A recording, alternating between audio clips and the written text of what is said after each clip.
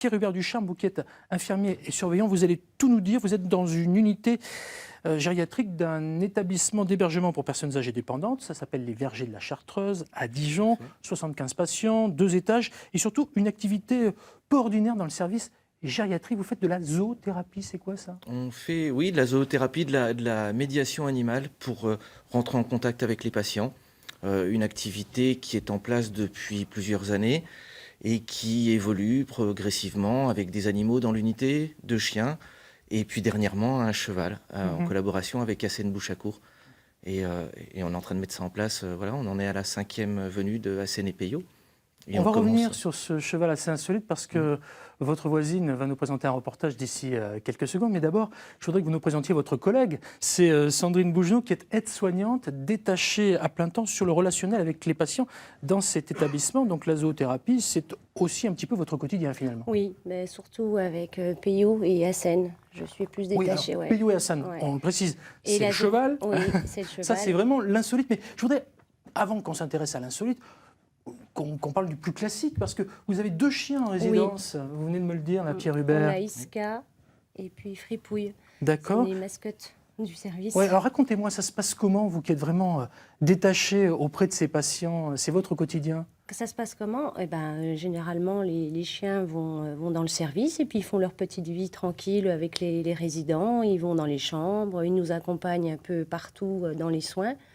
Ils peuvent même aller, quand ils vont à l'extérieur, on les sort. Ils font partie du quotidien.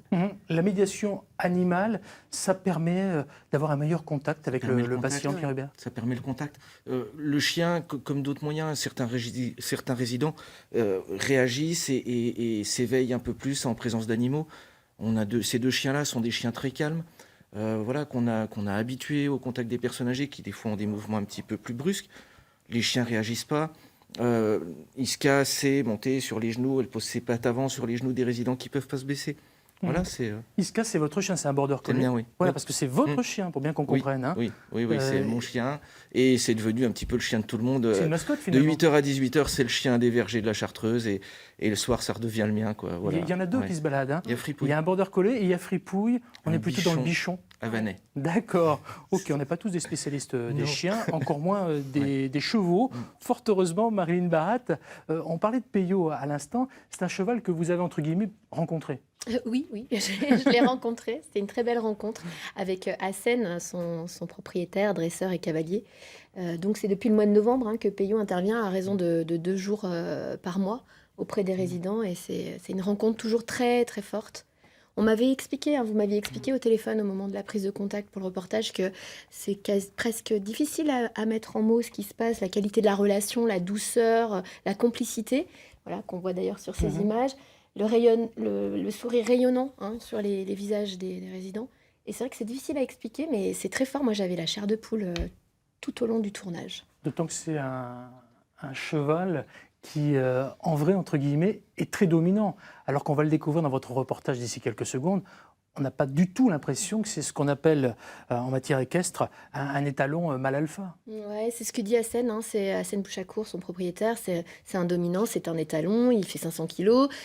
C'est un cheval star aussi, c'est un cheval de spectacle. Apparemment, en spectacle, il aime les applaudissements, il est très cabotin, il sait les recueillir, il a une façon d'attirer tout de suite la sympathie et effectivement les applaudissements, et il aime ça.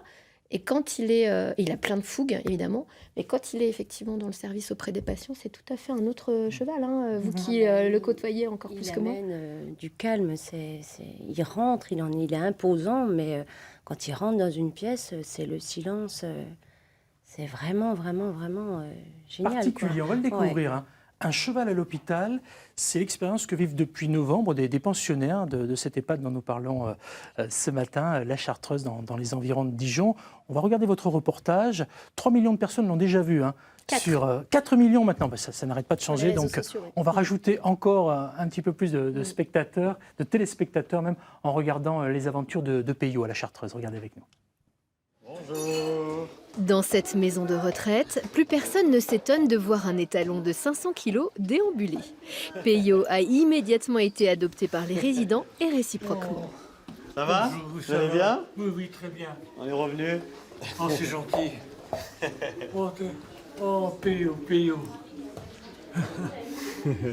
Les talons sublimes. Eh oui, vous l'appelez tellement fort qu'il vous entend. Oui, ah bah Et il oui. vient tout de suite vers vous. Oh, bah, je pensais du tout le temps. Ah oui? Oui, oui. Pierre ne s'en cache pas, les visites de Peyo lui remontent le moral. Hommes et étalons s'apaisent mutuellement. Tu m'entends? Les angoisses des patients Oui, et la j'entends. fougue de ce cheval de spectacle se neutralisent. Voilà, c'est vraiment ce qu'il y a de plus, Oui. de plus pur, de plus honnête, de plus doux. Et voilà, ils s'aiment l'un et l'autre sans attendre quoi que ce soit. Juste la passion. C'est ça. Hein? Vas-y. C'est alors qu'Antoine arrive. Ce résident est d'ordinaire alité, mais Peyo lui donne une force insoupçonnée. Oui.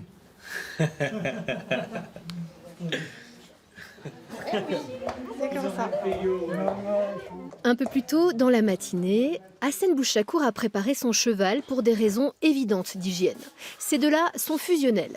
Ils vivent tout ensemble, le quotidien, les compétitions hippiques, les lumières de la scène.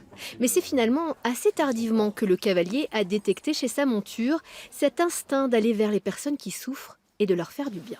C'est un cheval qui est doté d'une sensibilité incroyable, d'une empathie dont on ne sait toujours pas expliquer d'où est-ce qu'elle peut provenir et je l'explique pas non plus.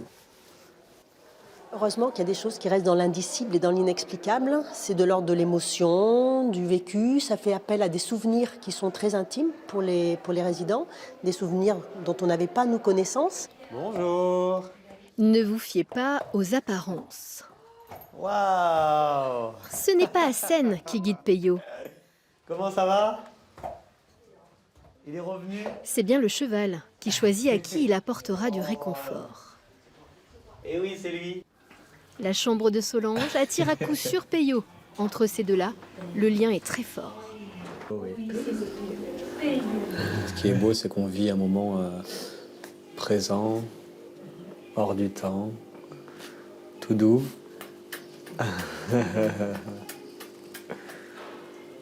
Et encore une fois, autour de l'animal. Un moment magique qu'il est bien difficile de suspendre. On refait un petit bisou avant qu'il parte. On lui dit au revoir. L'équipe décide alors de se mettre légèrement en retrait pour laisser Solange et Peyo seuls au monde encore quelques instants.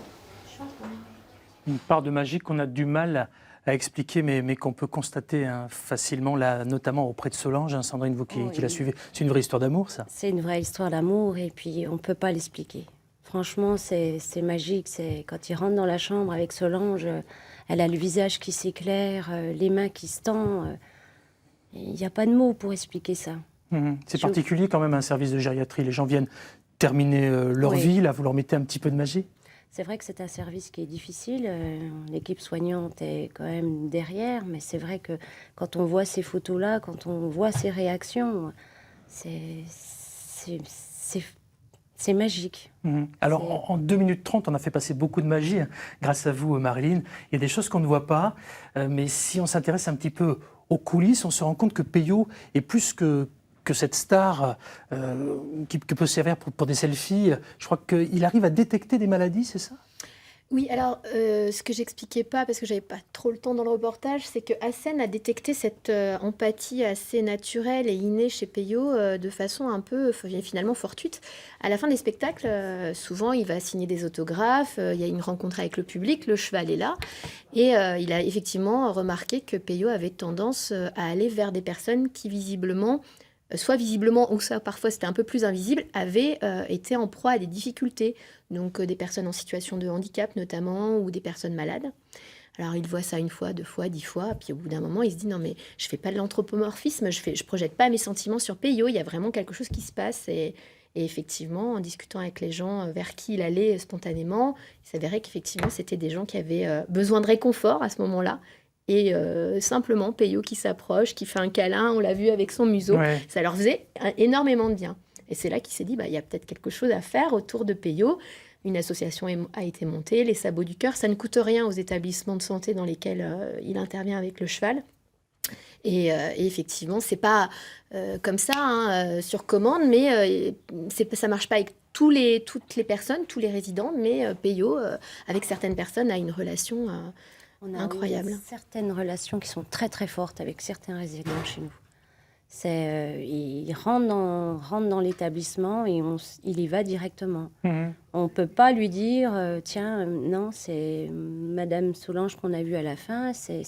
Il y va instinctivement, il y va directement dans sa Il chambre. peut rester 10 minutes Ouais. devant la porte si elle est en soins et que la porte est fermée. Oui. Il se Hein, présente ça, devant la porte. Et il même se les présente. résidents qui ne sont pas dans leur chambre, s'il a un lien avec ce résident-là, il va quand même se diriger vers la chambre, sans savoir au départ où elle se trouve.